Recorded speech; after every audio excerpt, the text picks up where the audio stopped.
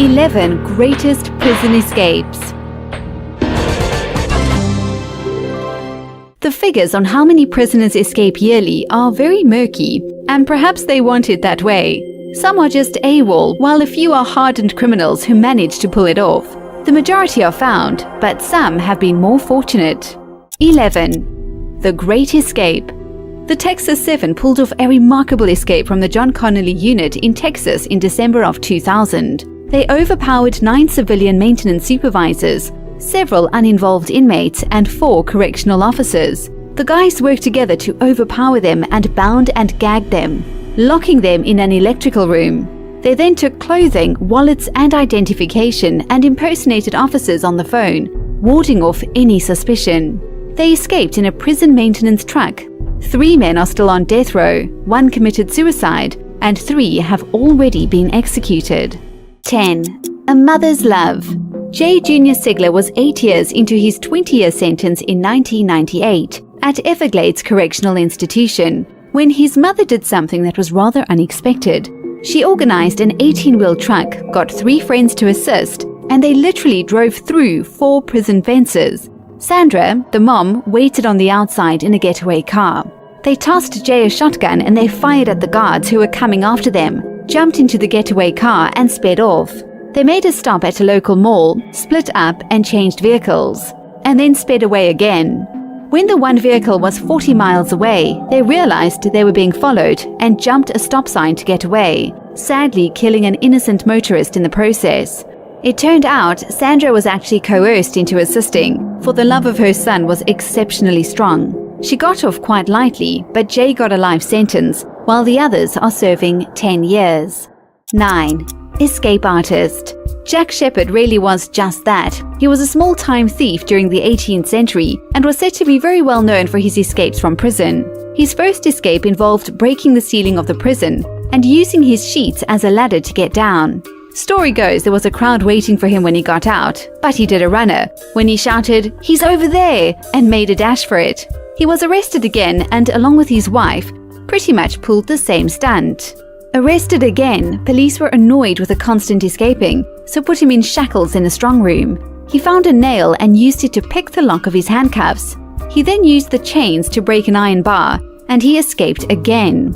It was said that when he died, a third of London was there viewing the hanging, and because the crowd was so thick, Shepherd's friends were unable to retrieve his body, as they hoped to rush him to a doctor to be revived. 8. Catch Me If You Can. That's the name of the movie that was based on Frank Abagnale, one of the most well-known con men in American history. He was always one for elaborate schemes and ideas and has successfully assumed 8 different identities.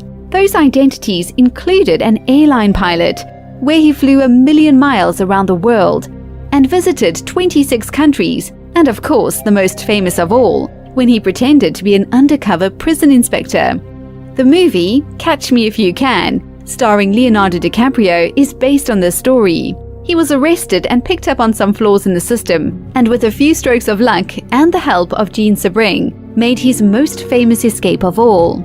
He is now CEO of Abagnale & Associates, ironically, security consultants.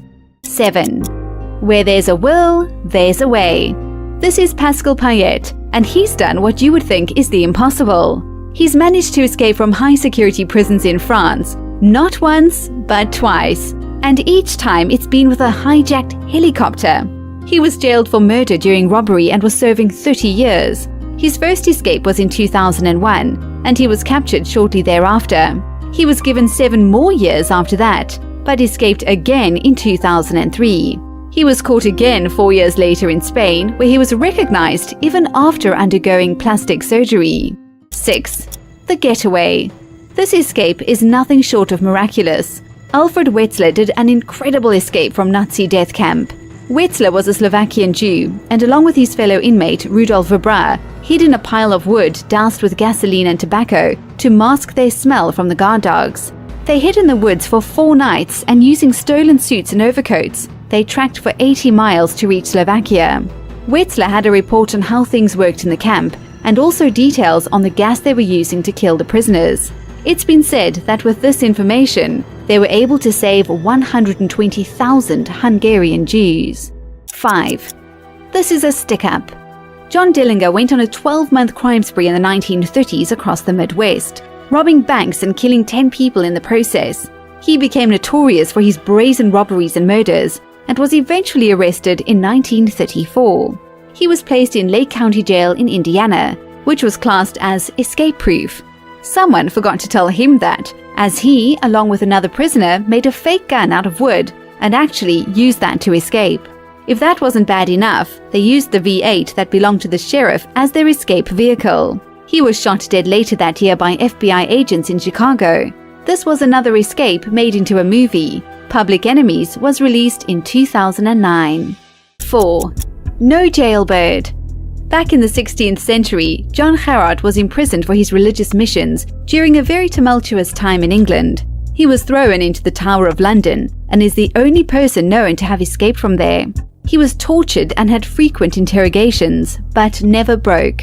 He communicated via smuggled notes and with the help of accomplices who rowed in on a boat, managed to escape. They threw a rope up to him and he almost fell down to certain death because he couldn't grip with his badly injured hands. He lived the rest of his years in Rome. 3. Life sentence. It was 1962 when Frank Morris and Clarence and John Anglin managed to escape Alcatraz. Alcatraz is for the worst criminals and thought to be escape-proof. It took them months of planning and they fashioned tools from items like vacuum cleaners. They slowly chipped away at the concrete in their cells and headed out a ventilation shaft.